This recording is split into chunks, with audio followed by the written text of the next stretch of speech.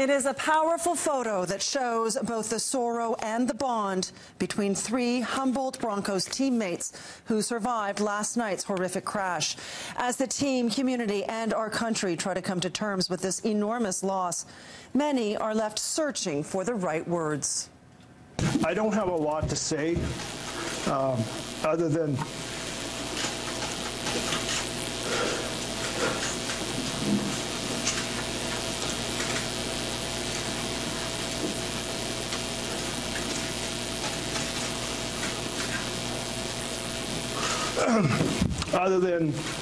the worst nightmare has happened.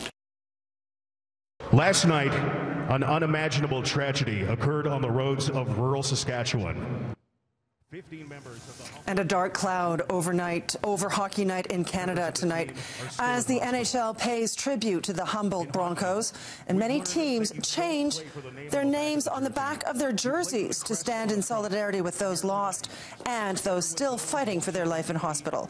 Arenas changed their lights to green and yellow as crowds stood for a moment of silence. The hockey world's an unbelievable world. You can't make up for loss. You just can't. It's got to rip the heart out of your chest. We pray for those families and thinking about them. And I don't know what else to say, but, you know, a horrific accident, a tough day. Toronto Maple Leafs coach Mike Babcock, who grew up in Saskatoon, giving voice to a nation's grief tonight following a horrific bus crash involving the Humboldt Broncos, a junior hockey team from Saskatchewan. 15 people were killed and more than a dozen others injured when the bus was T-boned last night by a transport truck. They were taking part in a rite of passage for young hockey players traveling to a highly anticipated playoff game when the unthinkable happened along a rural highway.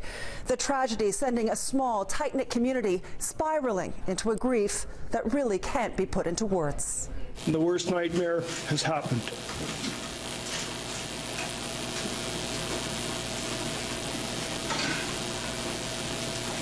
As a league, we will support the Humboldt Broncos every way possible.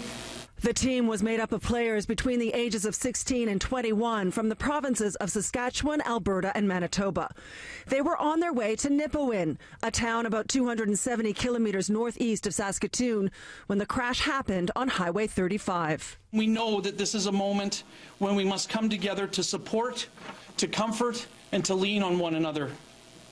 We will persevere, and we will honor the souls that were lost.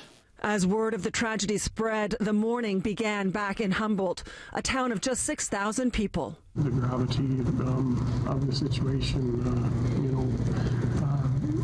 hit hard, and and everybody came together here at the Uniplex facility to comfort each other and to be together as a community. Among the victims is the team's coach and trainer, Darcy Hogan. Online tributes continue to pour in, describing Hogan as both a mentor and a friend to his young players. Broncos captain Logan Schatz was also killed.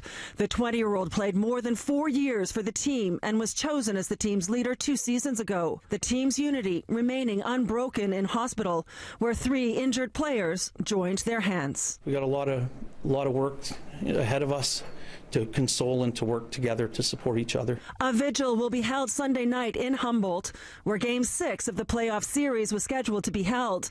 But the loss is being felt well beyond the tiny Saskatchewan town, including throughout the NHL. The whole hockey community mourns today. Such a horrific situation that hits so very close to home for all of us that spent our lives at that age riding buses to hockey games, and it being a part of the fabric of playing in Canada. It just goes to show you got to embrace each and every day, and each and every day you're with your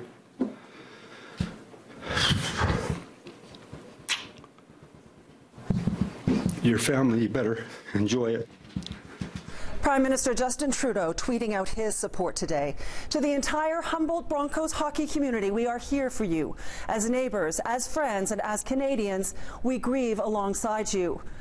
The tragedy even reaching the White House. Donald Trump tweeting today, just spoke to @JustinTrudeau to pay my highest respect and condolences to the families of the terrible Humboldt team tragedy. May God be with them all.